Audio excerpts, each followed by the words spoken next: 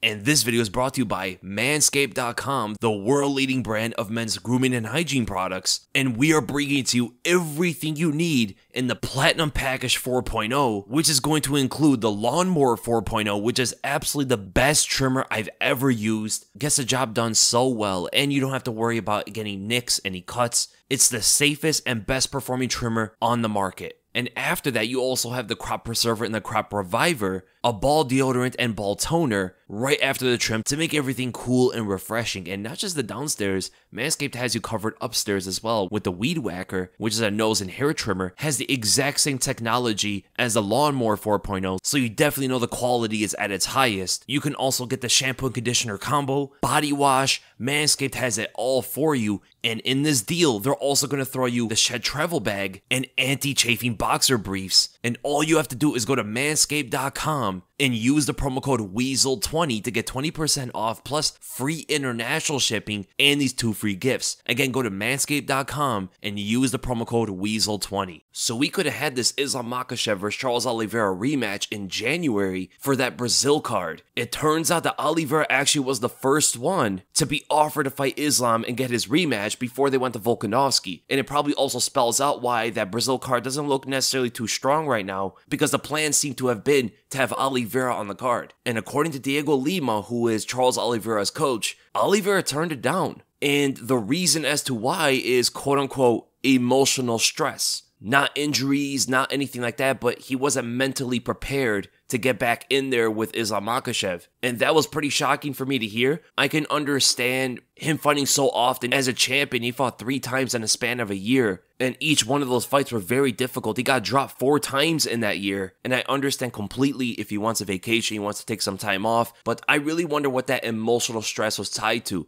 Was it tied to the Islam fight, that he's not ready mentally to fight Islam himself, or he's not ready mentally yet to get back in the cage against anybody? And I think it's the latter, because he also did kind of turn down that Rafael Fiziev fight and said that he needs a vacation. When you go and read what theweaslemma said, it can absolutely seem like Oliveira doesn't want to fight Islam, but it seems more that he just doesn't want to fight anybody right now. And the man deserves some rest. He deserves some time off to get his head into the right space and come back in full force. Charles Oliveira is the second most active lightweight champion in history, right behind Benson Henderson. And we have to give him respect for the fact that he didn't take time off as a champion like many other champions do. They barely fight. He decided to take time off after losing the belt, just so he doesn't hold up the division. That absolutely deserves respect, man. But at the same time, you miss opportunities. We don't know if he's ever going to get this chance ever again. And that is why Volkanovski is now fighting Islam Makhachev, where it seems like there really isn't a #1 contender in that division. But I am very pleased to see that the UFC at least wanted the rematch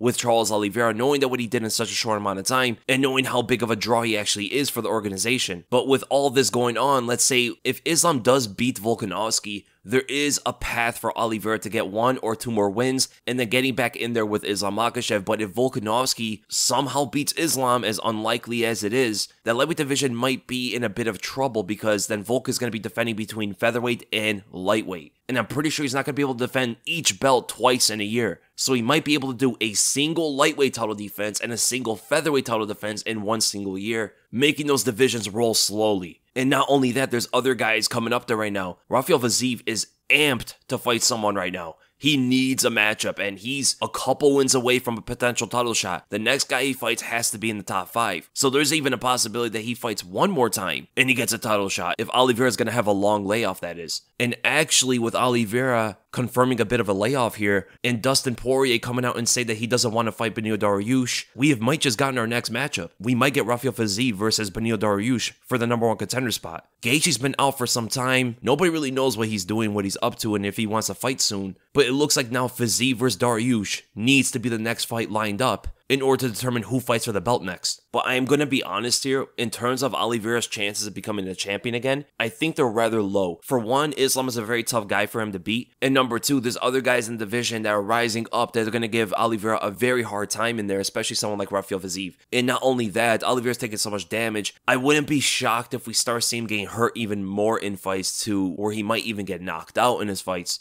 For all the wars that he put on, I mean, those are going to have some negative effects on him. And these knockdowns might start to turn into knockouts. But Oliveira deserves so much praise for what he did in his run. Not only the performances that he put on, the fun fights and all of that, but he is the only lightweight champion to fight 3 times in a year since Benson Henderson back in 2013. And that is another reason why people love Oliveira so much. Then we look at the other champions that barely fought. For an example, BJ Penn, even though he fought very often for the majority of his run, it did take him 14 months to defend his belt against Kenny Florian after beating Sean Shirk because he went up to welterweight. And as for Frankie Edgar, the majority of his fights had 4 months in between, besides the 2 Gray Maynard fights which had 9 months in between. But we look at Benson Henderson, who actually was the most active lightweight champion in history. Benson Henderson fought Frankie Edgar, Nate Diaz, and Gilbert Melendez in a single year. Anthony Pettis was a champion for a very long time, even though he barely fought. 15 months until he defended his belt for the first time, and then 5 months after that. It took RDA 9 months to defend his belt, and then 8 months after that. Eddie Alvarez seemed to be fighting pretty actively, but he was only a champion for 1 title defense, in which he lost to Conor McGregor, and we don't have to talk about Conor McGregor.